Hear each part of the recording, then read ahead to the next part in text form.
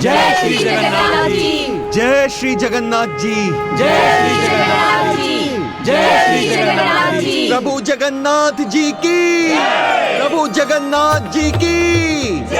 अथवा नहीं, अब मुझे प्रभु कार्य के लिए जाना चाहिए। प्रभु कार्य? किंतु वो तो संपन्न हो गया था ना गजानन। नील चक्र की रक्षा तो उन्होंने कर ली थी, किंतु समुद्र को मंदिर पहुंचने से रोके बिना उनका कार्य पूर्ण नहीं हुआ था। ये हनुमान जी को भी ज्ञात था।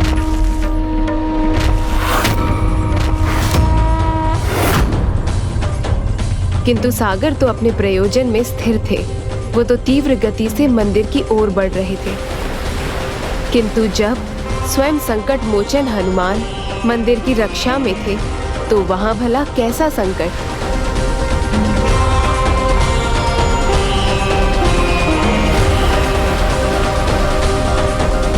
जय श्री राम।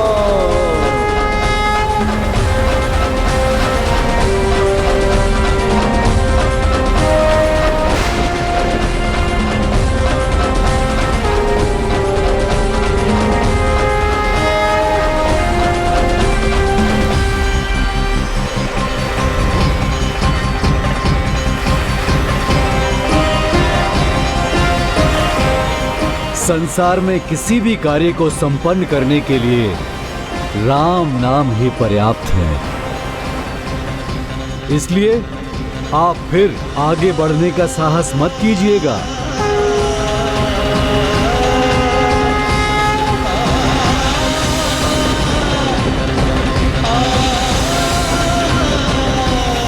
प्रभु जगन्नाथ जी की।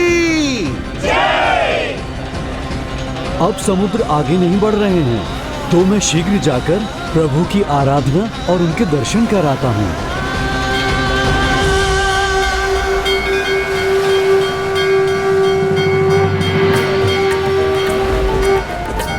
जय श्री जगन्नाथ जी। जय श्री जगन्नाथ जी। प्रभु जगन्नाथ जी की। प्रभु जगन्नाथ जी की। प्रभु जगन्नाथ जी की। भक्ति भाव से दर्शन करूंगा, प्रभु का आशीर्वाद प्राप्त करूंगा और शीघ्र ही अपने स्थान पर लौट जाऊंगा। प्रभु जगन्नाथ जी की। प्रभु जगन्नाथ जी की। प्रभु जगन्नाथ जी की।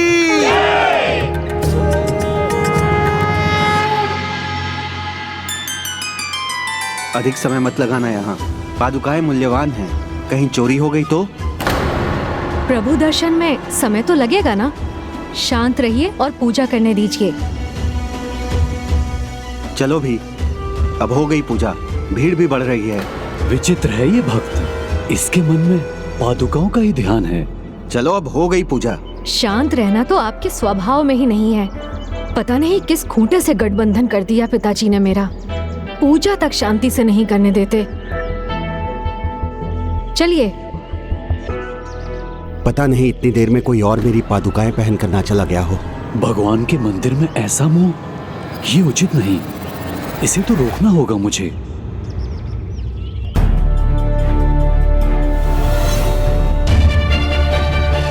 देखा, मेरी पादुकाएं मेरे पाँव में नहीं समा रही हैं। संभवतः किसी ने चुरा लिया यहाँ से।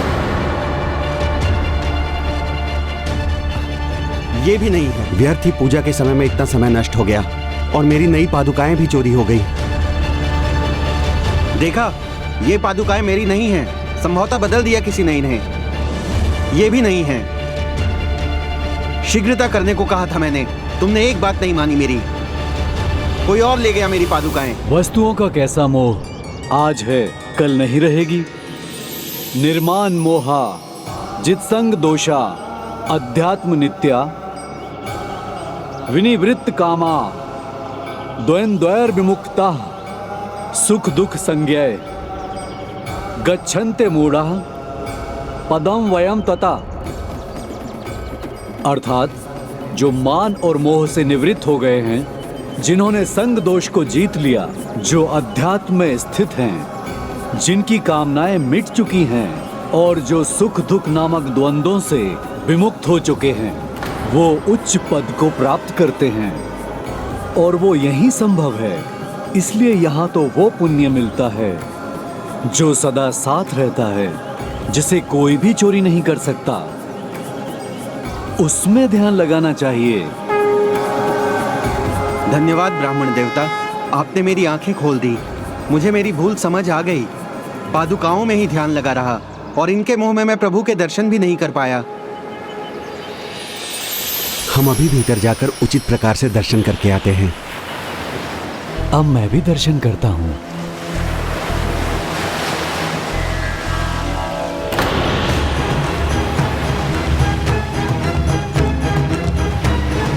तो सागर तो फिर यहाँ पहुंच रहे हैं।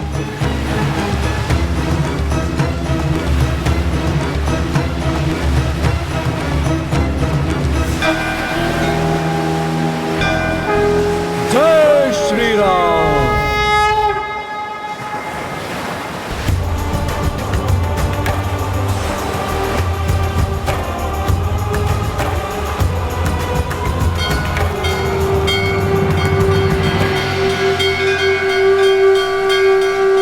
सागर जी, आप शांत और स्थिर रहिए, जिससे मैं मेरे प्रभु के दर्शन कर सकूं। धन्यवाद सागर जी।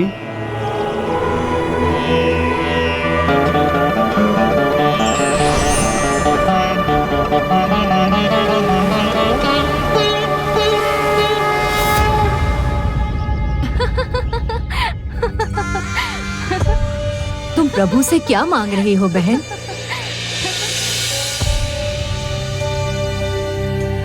मुझे तो महाप्रभु से मात्र एक बड़ा सा भवन चाहिए। भवन का मैं क्या करूंगी? बहुत बड़ा भवन है मेरे पास।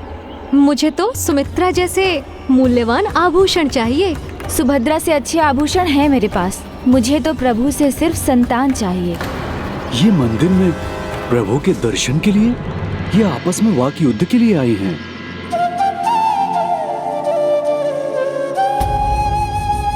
पुजारी जी, ये प्रभु के चरणों के पुष्प है ना? तब आप मुझ पर एक कृपा कीजिए। प्रभु के आशीर्वाद के रूप में यहाँ उपस्थित सभी भक्तों पर इनकी वर्षा कर दीजिए। एक भी पुष्प यदि झोली में आ गया तो प्रभु की कृपा पाने की कामना पूरी हो जाएगी। जय श्री जगन्नाथ।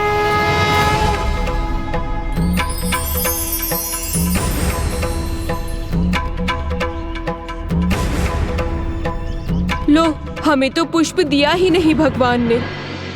हम यदि आशीर्वाद के भूखे हैं तो प्रभु भी भक्ति के भूखे हैं, और जो भक्त उनकी भक्ति की भूख को शांत करता है उन पर उनकी विशेष कृपा होती है।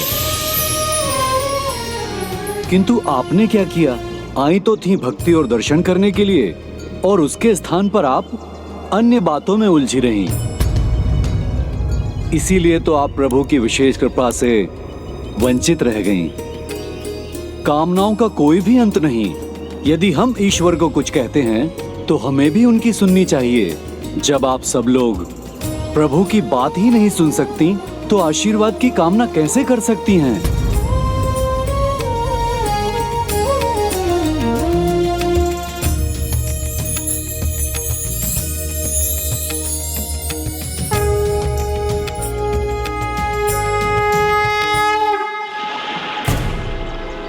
सागर जी तो पुनः उग्र हो रहे हैं।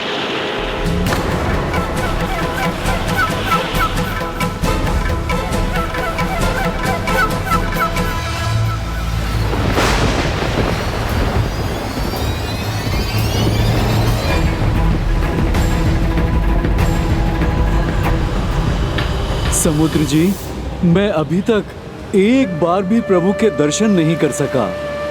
आप एक बार मेरे प्रभु के दर्शन तो करने दीजिए। वैसे ही वहां पर आने वाले यात्री मेरा ध्यान भटका रहे हैं, इसलिए आप तो शांत रहिए।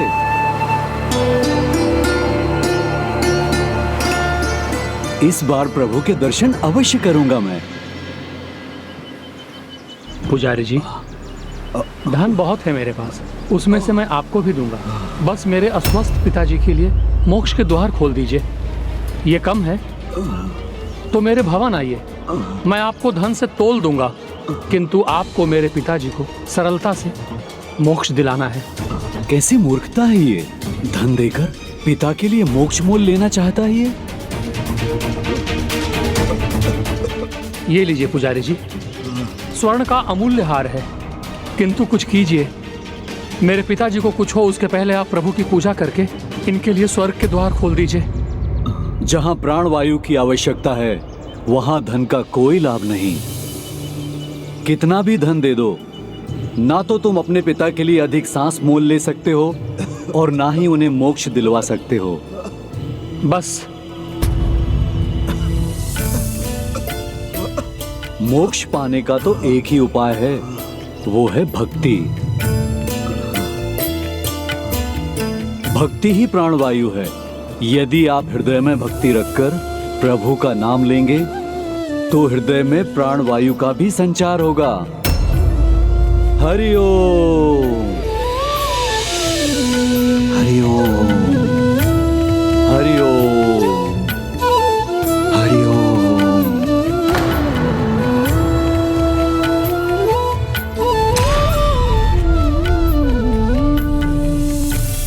आप भक्ति भाव से इस शंख को बजाइए। आप स्वस्थ भी होंगे और प्राणवायु के मार्ग में कभी भी कोई कमी नहीं आएगी।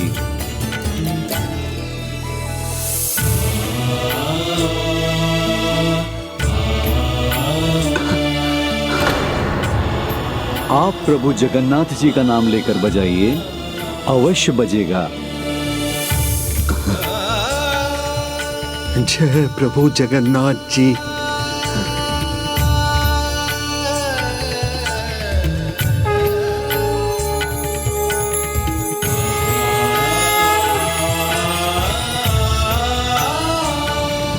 अद्भुत, पिताजी कुशल हो गए। क्षमा करें ब्राह्मण देवता, मैं पैसों के बल पर भक्ति मोल ले रहा था। आप मेरे नहीं, प्रभु के चरण स्पर्श करके उनसे क्षमा याचना करें। उनके दर्शन करने आए हो वत्स, और वो ही मोक्ष प्रदान कर सकते हैं। जिस प्रकार जीवित रखने वाली श्वास को मोल नहीं लिया जा सकता, वैसे ही मोक्ष प्राप्ति का कोई भी सरल मार्ग नहीं है। महान भक्त अपनी सेवा भक्ति से नहीं चूकते। श्री राम भक्त हनुमान जी सभी भक्तों का मार्गदर्शन करने लगे, जबकि उन्हें स्वयं प्रभु का दर्शन नहीं हुआ।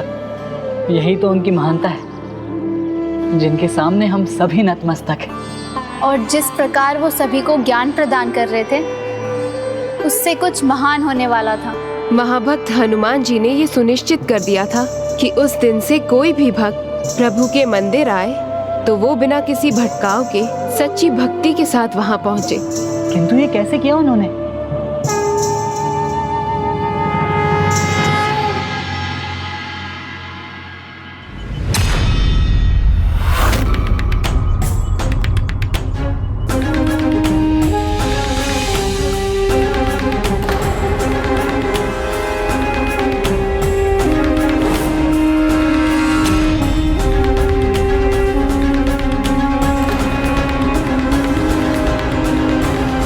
प्रभु, यहाँ तो सभी भटके हुए हैं। एक एक को समझाना तो असंभव है। अब आप ही कोई मार्ग दिखाइए। मंदिर में होने पर भी ये सभी लोग विकारों से ग्रस्त क्यों हैं? यहाँ तो इनके मन में केवल एक ही विचार होना चाहिए, प्रभु की भक्ति का।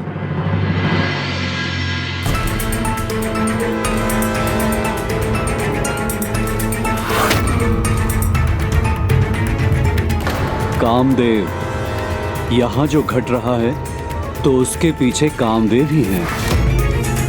कामनाओं से मुक्ति ही सच्चे अर्थ में प्रभु का दर्शन है। व्यक्ति का मन कामनाओं से ग्रसित हो तो प्रभु मिलकर भी नहीं मिल पाते। संकट मोचन ने संकट को पहचान लिया था। उन्हें कामदेव की उपस्थिति और उसका प्रभाव स्पष्ट दिखाई दे रहा था। हनुमान जी ने ये ठान लिया कि उन्हें मंदिर के क्षेत्र को कामदेव से मुक्त करना होगा। और अब हनुमान जी जगन्नाथ जी पुरी आने वाले सभी भक्तों को कामना रहित करने जा रहे थे। आप जो भी कर रहे हैं, कृपा करके उसको रोक दीजिए और आप यहाँ से प्रस्थान कर जाइए। एक साधारण ब्राह्मण भला मुझे कैसे पहचान सकता है?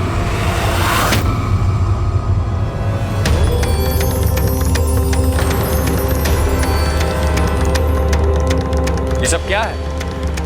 अब कौन है ब्राह्मण देवता? श्रद्धा, भक्ति और समर्पण मंदिर के प्रांगण में केवल यही भाव होना चाहिए, किंतु ये सब कामनाओं के विकार से ग्रस्त हैं, जो कदापि नहीं होना चाहिए। इसलिए आपसे आग्रह है, इस पवित्र स्थान को अपने प्रभाव से मुक्त कीजिए कामदेव। बस, मुझे चेतावनी देने वाले आप होते कौन? मैं यहाँ से क्यों जाऊँ, वो भी एक साधारण ब्राह्मण के कहने? कदापि नहीं। मैं साधारण ब्राह्मण हूँ या असाधारण, इसका ध्यान करने के स्थान पर आप ये सोचिए कि पुरी धाम बड़ी कठिनाइयों के बाद जगत स्थान के लिए अलौकिक से लौकिक धाम बना है। यदि यहाँ भी काम से ग्रस्त होकर दूषित भावनाओं के साथ भक्त यहाँ आएंगे तो भला प्रभु का आशीर्वाद कैसे पाएंगे? यही तो मेरा कार्य है। किसी को अपने मन में भाव नहीं लाने हैं तो ना ला। इसका चुनाव तो प्रत्येक व्यक्ति स्वयं कर सकता है, और ईश्वर ने इसी काम के लिए मुझे रचा है। इसी प्रकार प्रकृति को आगे बढ़ाने में सहयोग देता हूँ मैं। अवश्य कामदेव, इस संसार को आपकी आवश्यकता है, किंतु प्रत्येक स्थान पर नहीं।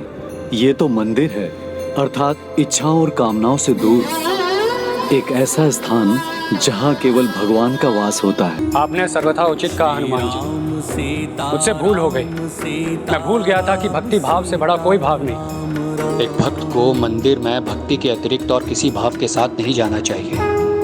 मुझे क्षमा कर दीजिए। मैं वचन देता हूँ कि मैं आज के बाद इस धाम में कभी लौट के नहीं आऊँ, और जो भक्त आपकी पूजा करेगा मैं सदा के लिए उन्हें किसी भी स्थान पर अपने प्रभाव से मुक्त कर दूंगा।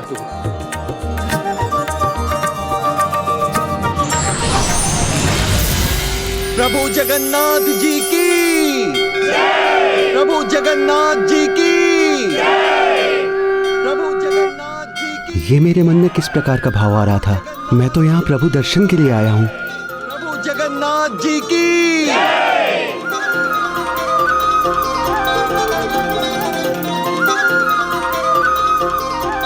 अब प्रभु दर्शन के लिए जो भी यहाँ आएंगे काम विकारों से मुक्त होकर आएंगे, भक्ति के पावन भाव से ओतप्रोत होकर आएंगे, और उनके मुख पर प्रभु का नाम होगा।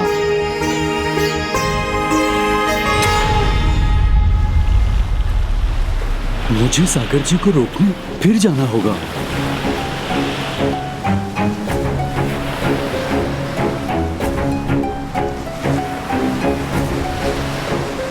जय श्री राम, जय जगन्नाथ।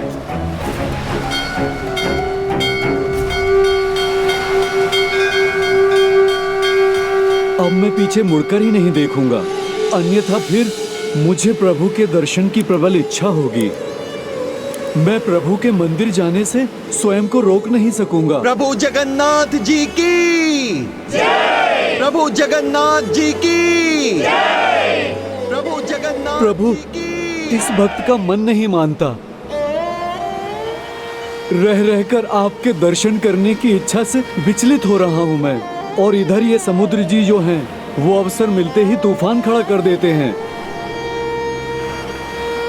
तो प्रभु, इस बार मेरे स्थान पर आप ही आ जाइए और इस भक्त को दर्शन प्रदान करके तृप्त कर दीजिए। प्रभु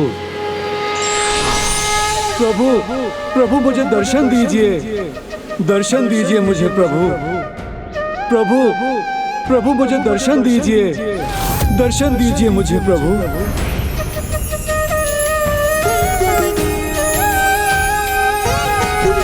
सच्चा भक्त सच्ची भक्ति से गुहार लगाए तो भगवान भी स्वयं को नहीं रोक पाते, फिर उन्हें भक्त के लिए कहीं भी क्यों ना जाना हो।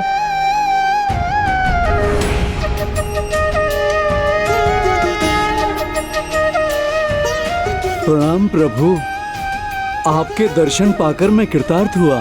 धन्यवाद तो मुझे देना चाहिए भक्त हनुमान, जो तुमने पूरी धाम को कामनाओं से मुक्त करवा दिया। प्रभु, मैं तो बस माध्यम हूँ आपकी लीला का। जो कुछ भी होता है वो तो बस आपकी इच्छा से ही होता है। अब बस प्रभु एक ही प्रार्थना है मेरी, आप उसे स्वीकार करने की कृपा करें। कहो हनुमान, तुम कहो और मैं ना मानूं, ऐसा तो कभी नहीं हो सकता। प्रभु, प्रतिपल मेरे मन में एक ही इच्छा रहती है कि आपके दर्शन सुख में मैं खो जाऊं। प्रभु, मैं स्वयं को रोक ही नहीं पाता, परंतु ये समुद्र जी अपने तीव्र वेग से बढ़ने लगते हैं। प्रभु, इसलिए आप मुझे यहीं बेड़ियों से बांध दीजिए ताकि मैं यहाँ से हिल ना सकूं। बिगाड़ करे नर तेरो, जानकी नाथ सहाय करे। प्रभु, आपका ये भक्त तो केवल आपके नाम के बंधन से ही बन सकता है। आपके आशीर्वाद से ये सामर्थ्य किसी और में कहाँ है जो मुझे बांध सके।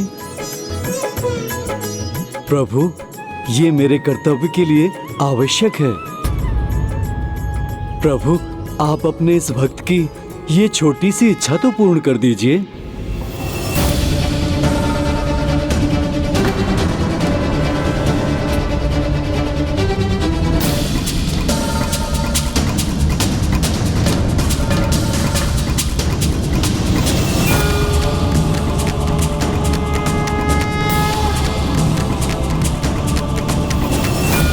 भगवान कभी अपने सच्चे भक्त की गुहार को नहीं डाल सकते।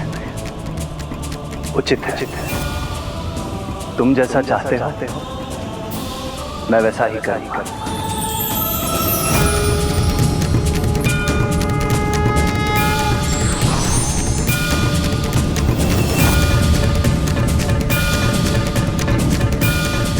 किंतु महाबली हनुमान को कोई बेड़ी कैसे बांध सकती है?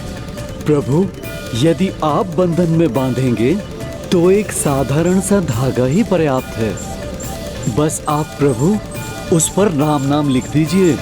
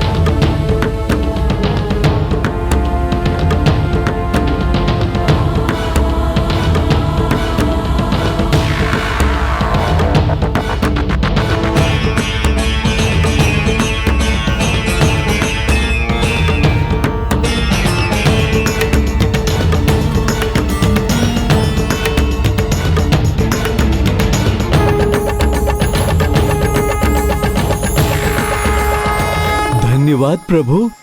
भक्त हनुमान, तुम्हारे लिए तो प्रभु कार्य ही सर्वोपरि है। तो मैं तुम्हें वरदान देता हूँ, तुम सदा मेरे हृदय में रहोगे और उसके साथ जगन्नाथ मंदिर के प्रत्येक कण में वास करोगे।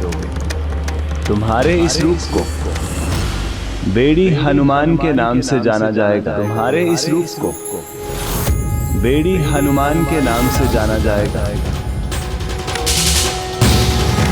तुम्हारे दर्शन के बिना किसी भी भक्त की जगन्नाथपुरी धाम की यात्रा पूर्ण नहीं होगी। और जो भी यहाँ तुम्हारी पूजा करेगा उसके जीवन के सभी संकट दूर हो जाएंगे। धन्यवाद प्रभु। प्रभु धन्यवाद।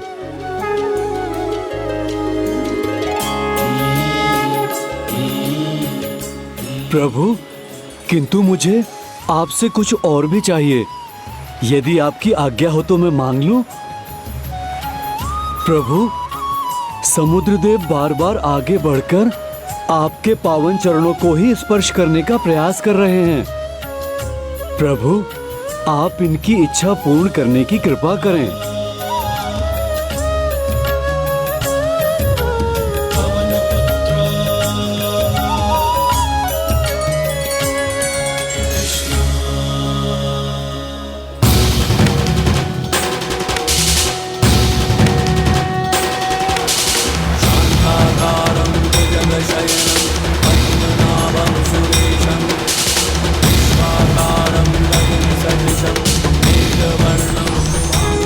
प्रणाम प्रभु। कल्याण हो समुद्रदेव।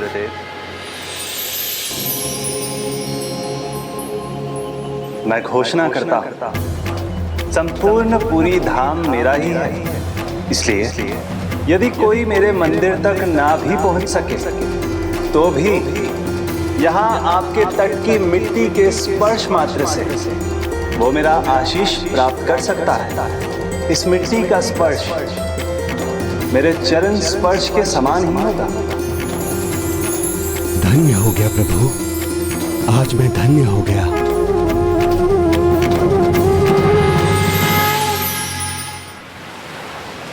नारायण नारायण। प्रभु श्री जगन्नाथ जी को मेरा प्रणाम। श्रीमन हरि नारायण नारायण। श्रीमन हरि ना कैसी ध्वनि है ये? कहां से आ रही है ये ध्वनि? कदाचित भीतर से। नारायण नारायण, ये किसकी परछाप है? इस समय जब प्रभु भीतर विश्राम कर रहे हैं और मैं स्वयं उनका महान भक्त बाहर खड़ा हूं ताकि प्रभु के विश्राम में कोई क्षति ना आए, और भीतर कोई है जो प्रभु के विश्राम में, ऐसा दुस्साहस कौन कर सकता है? भीतर जाके देखना होगा। भीतर जाऊंगा, यदि प्रभु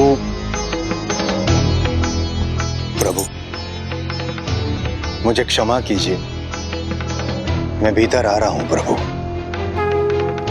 नारायण नारायण।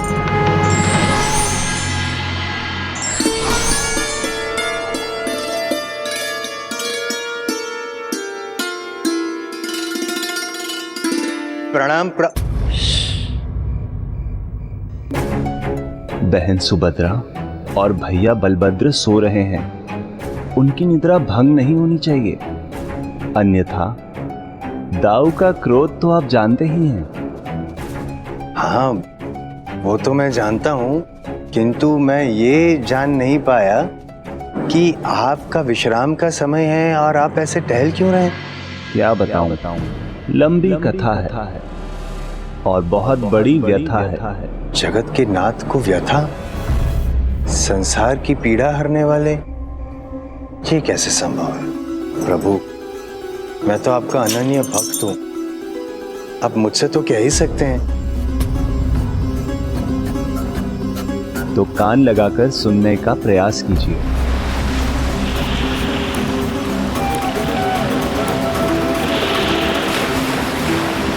क्या हुआ, कुछ सुना? कहां?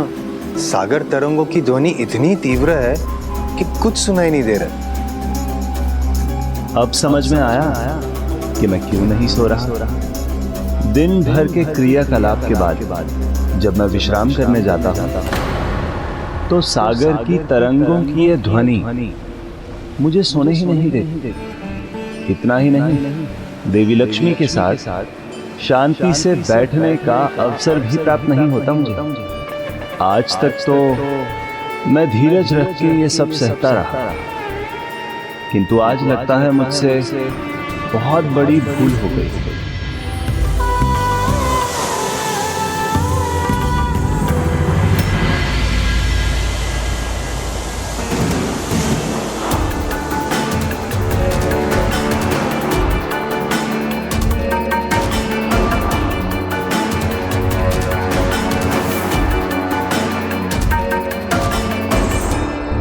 चिंता मत कीजिए देवी, ये तो केवल सागर की तरंगों की ध्वनि है। आपके पिताजी समुद्र देव कदाचित विश्राम शब्द से परिचित ही नहीं है, इसीलिए तो रात में भी गतिशील रहते हैं। हाँ स्वामी, तरंगों की ध्वनि सुन ऐसा लगता है जैसे वो यही है, हमारे निकट। आइए कहीं और बैठते हैं।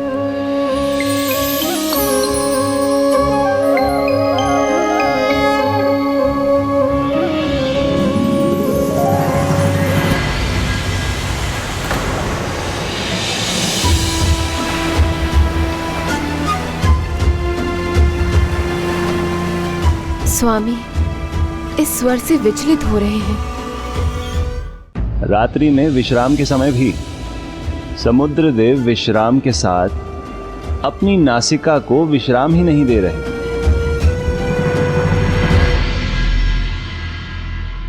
आइए देवी, कहीं और चलते हैं।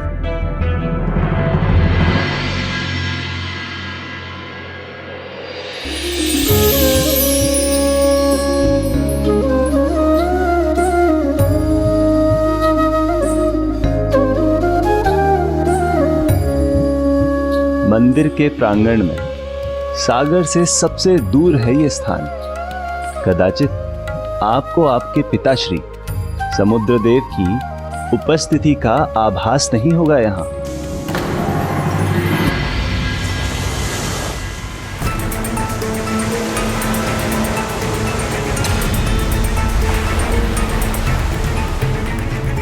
लगता है समुद्रदेव ने ठान ही लिया है, कुछ पल के लिए भी इस दिव्य शांति का अनुभव नहीं करने देंगे।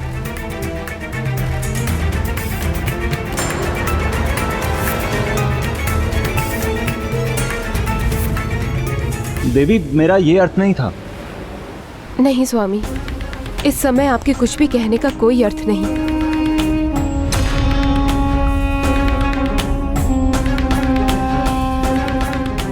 ये भूल हुई है मुझसे। किंतु प्रभु, इसका समाधान तो सरल है। आप प्रभु हैं, आप स्वयं जा सकते हैं समुद्र देवता के पास और कह सकते हैं उनसे सागर तरंगों की ध्वनि को मध्यम कर दे। जिसका जैसा स्वभाव है उसे उसके विपरीत जाने के लिए मैं कैसे कह सकता हूं, और वो भी जब वो मेरे ससुर श्री हो। और अब तो मैंने अपनी अर्धांगिनी को भी रुष्ट कर दिया है। इस समय मुझे अपनी नहीं अपितु उनकी चिंता है। वो क्या सोच रही होंगी, क्या उनका रोष घटा होगा? प्रभु ने क्या कहा? मुझे उसकी चिंता नहीं, मुझे तो प्रभु की चिंता है। और प्रभु इसलिए व्यथित है क्योंकि उन्हें ऐसा लगता है कि उनके शब्दों से आपके मन को ठेस पहुंची है। उनके शब्दों से नहीं देवर्षि, मैं तो इस बात से आहत हूँ कि प्रतिदिन यही होता है। मंदिर में हमें एकांत नहीं मिलता क्योंकि वहाँ दाऊ भी हैं। मंदिर के बाहर आते ही लगता है पिताजी समुद्र देव हमारे साथ ही हैं। उनके स्वर के कारण तो प्रभु एक पल के लिए भी नहीं सो पाते। प्रभु, क्या मैं आपकी कोई सहायता कर सकता हूँ? आप जाइए देवर्षि नारद, विश्राम कर लीजिए। किंतु जिस कार्य को करने में हम अक्षम हैं, उसमें आप चाहकर भी क्या कर सकते हैं देवर्षि नारद? आप जाइए, विश्राम कीजिए। प्रणाम माते।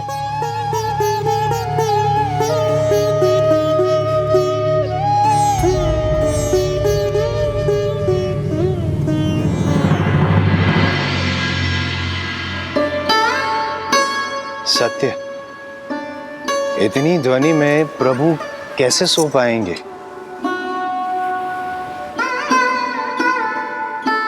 कुछ तो उपाय करना होगा, किंतु इस व्याकुल मन के स्पंदन को कैसे रोकूं? प्रभु की इस व्यथा को कैसे रोकूं?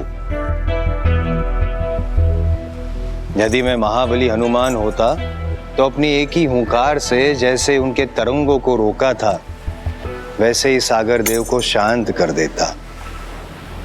किंतु यह सत्य है कि मैं अन्य और तो कुछ नहीं कर सकता, लेकिन एक बार हनुमान जी के कान में प्रभु की व्यथा पड़ी तो कोई और ही कथा बनेगी, क्योंकि हनुमान जी भी अपने प्रिय प्रभु की व्यथा हरे बिना नहीं रहेंगे। नारायण नारायण।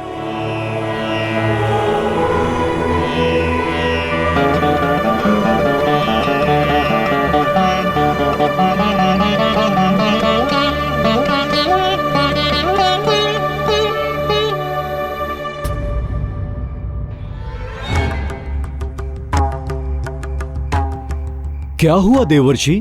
आप किस विचार में ऐसे शांत खड़े हैं? आप तो प्रतीक्षा करने वाले थे ना, भोर में प्रभु दर्शन के लिए? प्रभु के दर्शन तो मुझे अभी हो गए महाबली हनुमान। किंतु ये तो प्रभु के विश्राम का समय है, तो क्या प्रभु अभी तक सोए नहीं? देवर्षि, क्या कारण है इसका? उन्हें कुछ आवश्यकता है क्या? हे महाबली हनुमान, आप यहाँ बेड़ियों में बंधे हुए हैं, किंतु इसका कोई अर्थ नहीं, कोई लाभ नहीं। मेरे अनुसार तो आपका ये त्याग व्यर्थ है। व्यर्थ है? कैसे देवर्षि? आप जो कहना चाहते हैं स्पष्ट कहिए। भक्त यहाँ कष्ट में हैं, आप वहाँ बेड़ियों में जकड़े हुए हैं, और वहाँ हमारे प्रभु जी न लक्ष्मी जी के साथ समय बिता पा रहे हैं और ना ही विश्राम कर पा रहे हैं। कौन है प्रभु की इस व्यथा का कारण? कौन कर रहा है अशांत उन्हें? आप भलीभांति जानते हो, समुद्र देवता, जिन्हें रोकने के लिए आप यहाँ पे खड़े हैं। किंतु सागर जी को तो मैं मंदिर के निकट भी नहीं आने दे रहा हूँ। सत्य है, सागर मंदिर के निकट तो नहीं आ रहा है, किंतु उनकी ध्वनि मंदिर के निकट भी आ चुकी है और विष्णु भगवान के कान के निकट भी। किंतु हनुमान जी तो स्वयं पवन पुत्र हैं, तो उन्होंने क्या किया प्रभु? फिर पवन पुत्र ने स्वयं पवन देव का आवाहन किया। प्रणाम वायुदेव। स्वस्ति न इंद्रो वृद्धश्रवा। मुझे आपकी सहायता की आवश्यकता है। कहो पुत्र, कैसी सहायता चाहिए तुम्हें? आपके माध्यम से प्रभु तक पहुंचने वाले सागर तरंगों की ध्वनि प्रभु के विश्राम में बाधा डाल रही हैं। आप इस ध्वनि को मंदिर प्रांगण में जाने से रोकिए। श्री मंदिर की सीमा मेघनाद प्राचीर के आगे मत जाने दीजिए। क्षमा चाहता हूँ पुत्र, मैं इसमें आपकी सहायता नहीं कर सकता। वायु तो बस ध्वनि का माध्यम है, और ये तो वायु का स्वभाव है। जो स्वयं प्रभु ने निर्धारित किया है, उसे भला मैं कैसे बदल सकता हूँ? किंतु जहाँ निर्वात होता है, वहाँ ध्वनि का कोई भी प्रसारण नहीं होता पुत्र। यदि तुम मंदिर की सीमा में निर्वात की स्थिति उत्पन्न कर दो, तो सागर की ध्वनि भी प्रभु के कानों तक नहीं पहुंचेगी। मैं उसका प्रयास कर सकता था, किंतु इन बेड़ियों में बंधा हुआ मैं क्या कर सकता हूँ? पुत्र, ये बेड़ियां तो तुमने स्वयं बंधवाई हैं, और प्रभु श्री राम के नाम की बेड़ियों को तोड़कर तुम बाहर भी नहीं आ पाओगे, ये मुझे ज्ञात है। किंतु जहाँ प्रभु कार्य है, वहाँ कोई भी बाधा तुम्हें नहीं रोक सकती, ये भी ज्ञात है मुझे। पृथ्वी सुचेतुना।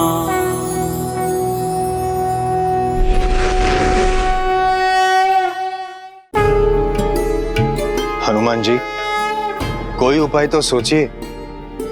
मुझे विश्वास है हनुमान जी के इस समस्या का भी हल आप अवश्य निकालेंगे, क्योंकि ये भी तो प्रभु का कार्य ही है ना। और प्रभु श्री राम के नाम की बेड़ियों को तोड़कर तुम बाहर भी नहीं आ पाओगे, ये मुझे ज्ञात है। किंतु जहाँ प्रभु कार्य है, वहाँ कोई भी बाधा तुम्हें नहीं रोक सकती, ये भी ज्ञात है मुझे। तुम सदा मेरे हृदय में रहोगे, और उसके साथ जगन्नाथ मंदिर के प्रत्येक कण में वास करोगे। जगन्नाथ मंदिर के प्रत्येक कण में वास करोगे। जैसा कि प्रभु ने हनुमान जी से कहा था, मंदिर के कण कण में तुम्हारा वास है। ये स्मरण करते ही हनुमान जी मंदिर के कण कण से प्रकट होने लगे और संपूर्ण मंदिर परिसर में कोलाहल के विरुद्ध निर्वात का निर्माण कर दिया। अद्भुत। जय श्री राम, जय जगन्नाथ। जय श्री राम, जय जगन्नाथ। जय श्री राम, जय जगन्नाथ। जय श्री राम, जय जगन्नाथ।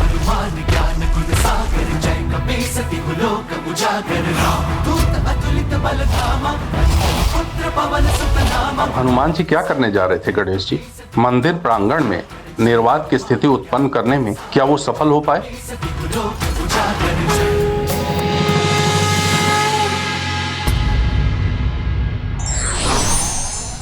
प्रभु भक्ति का बंधन अटूट बंधन है। जो भी इससे बंधता है, वो संसार के प्रत्येक बंधन से मुक्त हो जाता है। विघ्नहर्ता श्री गणेश के अद्भुत शक्तियों से भरे वीडियोस देखने के लिए चैनल को सब्सक्राइब करना न भूलें और साथ ही बेल आइकॉन भी दबाएं।